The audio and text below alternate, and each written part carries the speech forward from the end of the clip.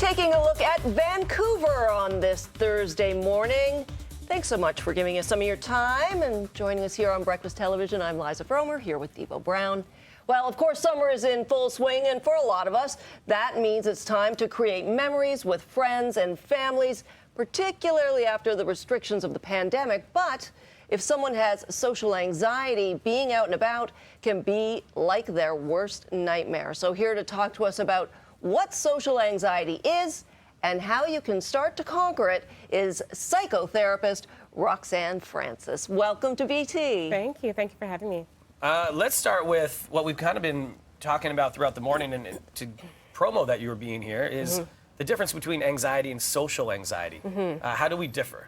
Yeah, so social anxiety really is just a form of anxiety, right? People who are anxious get really nervous and they really start to worry about what could happen in the future.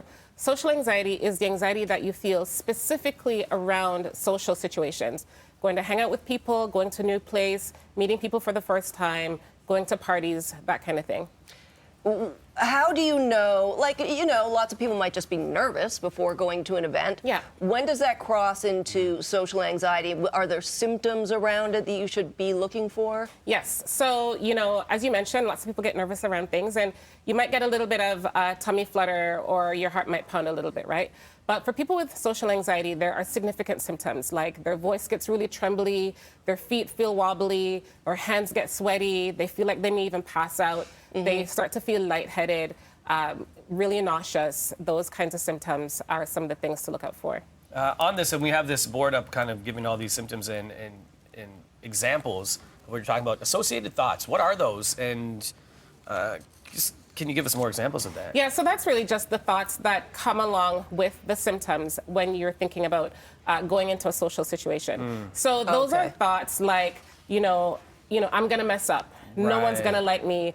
I'm gonna trip and fall and everyone's gonna laugh. I'm gonna meet new people and I won't know what to say and everyone is gonna think I'm not smart, right? Those are the thoughts that are associated with the anxious feelings and symptoms that you get, and you really need to pay attention to the thoughts that you're having. It's like catastrophizing. Exactly. How everything's going to go exactly wrong. Exactly.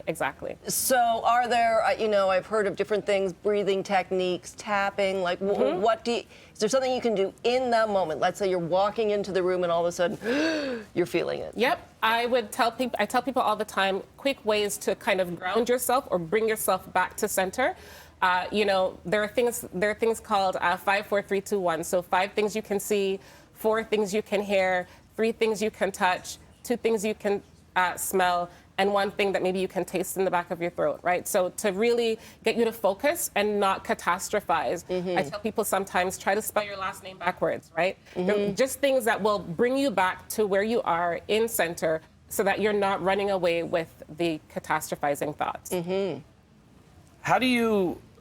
I'm just thinking about, you're mentioning all these things, and I'm thinking about friends of mine and kind of how they are in social situations or what they've said to me.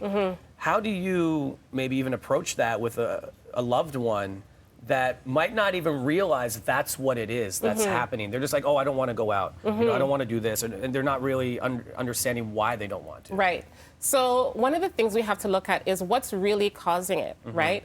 And that's something that you can unpack with a therapist. But as a friend, you can say, I've noticed for the past 10 times we've wanted to go out, you've said no. Have you noticed a pattern?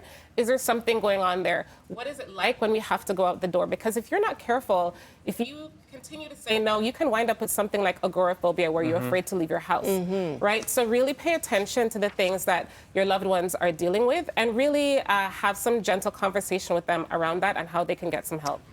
We're almost out of time, but at what point would you say that you need to move from trying to handle it yourself to therapy, a professional like yourself, meds perhaps? Yeah. When do you get to that point? When it starts to impact your functioning. Okay. When you're having difficulty leaving your home to go to work. When you're having difficulty going to important events, serious appointments. When you're struggling to connect with other people. When your world is getting more and more insular, smaller and smaller, and you're spending more and more time on your own by yourself, refusing to leave, then it's time to find help. It's a lot of great information here. Thank you Really so is. much, Thank Roxanne. you. It is so good. If people want more information, they can go to francispsychotherapy.com. psychotherapistroxanne.com. This is great. And, you know, we're talking about people cutting back on summer plans due to inflation, but this is a reason that some people have been cutting back on their summer plans as well. But we want them to be able to get out there, and you gave some great advice for that. So thank you so much. Thank you. Thank you for having me.